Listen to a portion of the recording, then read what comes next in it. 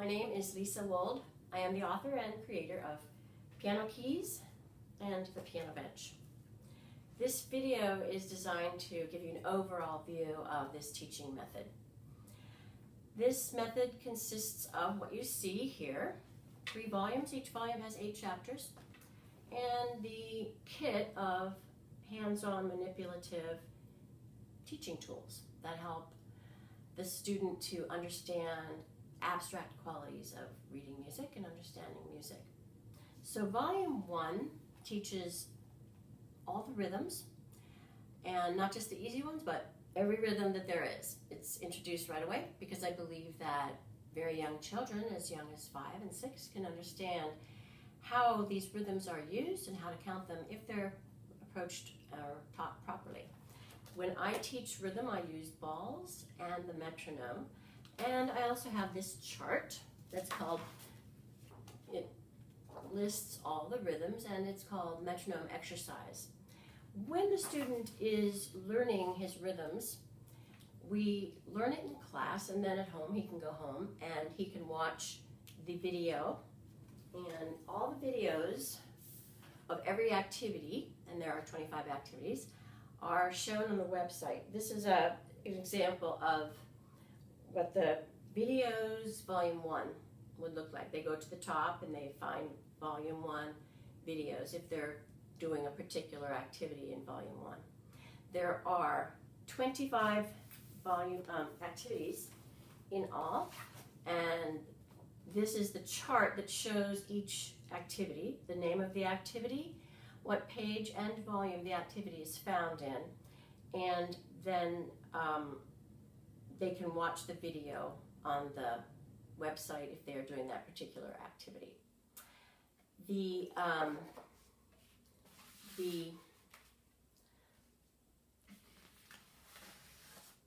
other chart I was going to show you is the playlist of all the compositions that are in the books, and this is the CD. It has all the compositions also.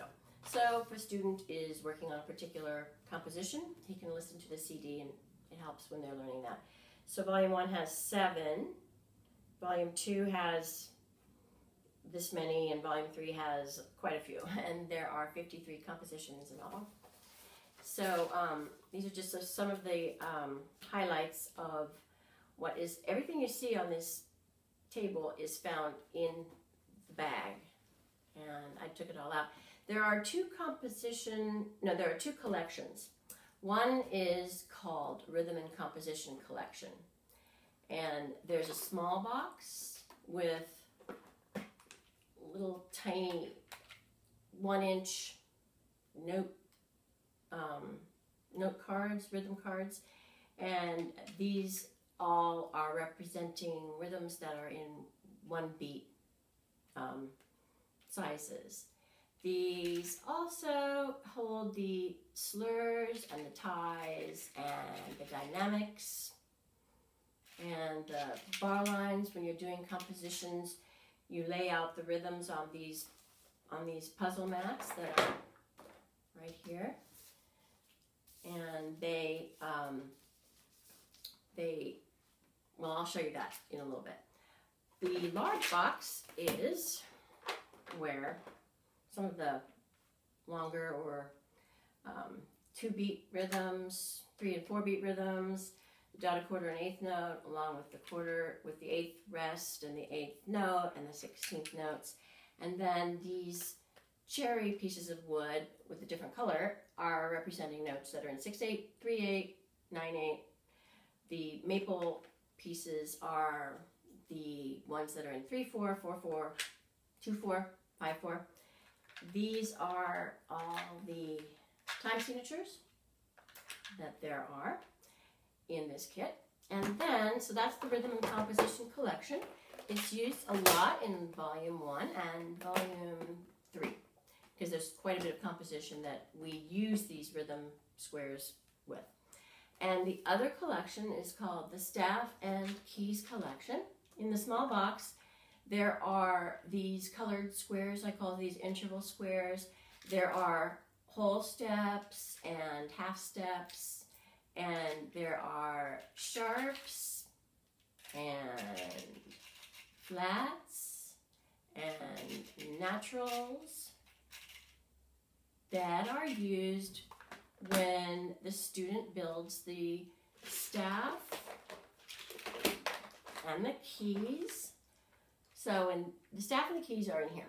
And the white keys, the white piano keys, are right here. And you see there's letters on them. And they line these up on the black puzzle mat. And then when they're ready to learn how to read music, then they build the staff with these lines and these spaces. And the instructions, of course, are in the manuals and also in the videos. This box also has various note shapes. These are eighth notes and quarter notes and whole notes and half notes, and we put those on the staff as well.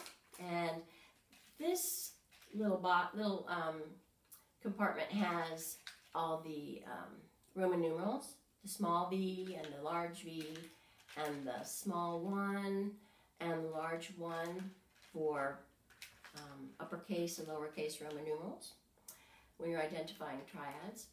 And then right here there are the black keys, which are all labeled enharmonically. So for example, this black key has G sharp and A flat in it. And I introduced the black keys in volume 2 after I've talked about half steps and whole steps. Half steps and whole steps are introduced in volume 2 as well. Intervals are introduced in volume 2 because it's important that in volume 1, they're learning steps and skips. And then in volume 2, they learn intervals, half steps and whole steps, then sharps and flats, then the circle of fifths, and then after that, the 4 groups of pentascales, and then after that is the major scales and arpeggios. And then in volume 3, they will learn the minor scales and arpeggios, and then also they will learn inversions and transposing and alternate intervals. And so for each of those parts of theory, there are activities that go with that particular concept. And so oh yes, and the other thing that's very important while they're learning each concept, there is a list in the front inside cover of the book called Daily Drills. And these drills are the daily drills that they have to do with their parents. And if the teacher has one of those drills circled, that means the student needs to do it every day until the teacher crosses that drill off. Some of the drills are used with this, and this is the grand staff. And one drill, for example, is the teacher or the mother or father or babysitter, whoever is going to be the helper, is going to point to the lines or the spaces. This is the pointer that comes with the kit. And so the student will look at the line or space, and then he'll play the corresponding key. So this is very important to be done every day. The drill is very important. There are many drills that are done with the grand staff.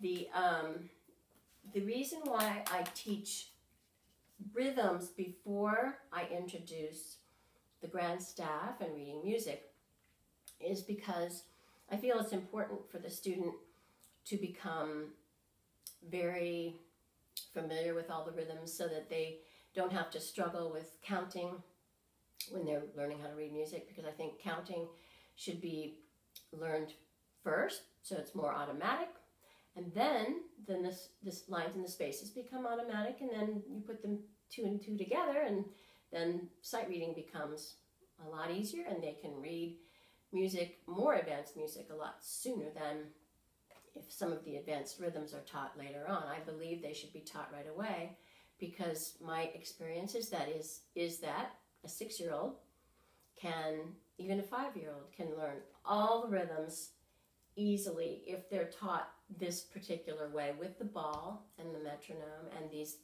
rhythm words and the drills. It just makes it a lot easier, and they're able to do it, so why not let them do it? That way they can play a lot of interesting pieces that they might want to write themselves, or find at the end of volume 1, they might want to play something that's popular. And popular music has a lot of syncopated rhythms, and if they've learned all these rhythms, they can play popular music fairly soon when after they've started taking piano lessons. So I believe that having some of these drills, which helps the student learn how to automate some of these skills, is very important. So as far as how long it takes to get through these 3 books, it varies from student to student, obviously.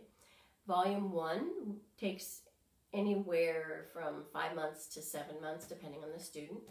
And then volume 2 can take anywhere from 2 months to 4 months. And then volume 3, usually you can get through in about 8 months, because there's a lot of compositions in that one. And it takes a while to learn each one. But by the time the students are done with volume 3, they can play, very complicated. You might have to zoom in on this particular piece of music to see the complex rhythms, but they're able to play any of these compositions after getting through volume 3, which is usually after about 2.5 years of starting the methods. And it also depends on how young the student is when they start. Usually the younger ones go a little slower because they don't practice as much as the older students do. So the other thing is that this is the patent that is on this particular teaching method. And feel free to go to my website, and it's called mypianokeys.me, and take a look at each section and enjoy. And thanks for listening today. Bye.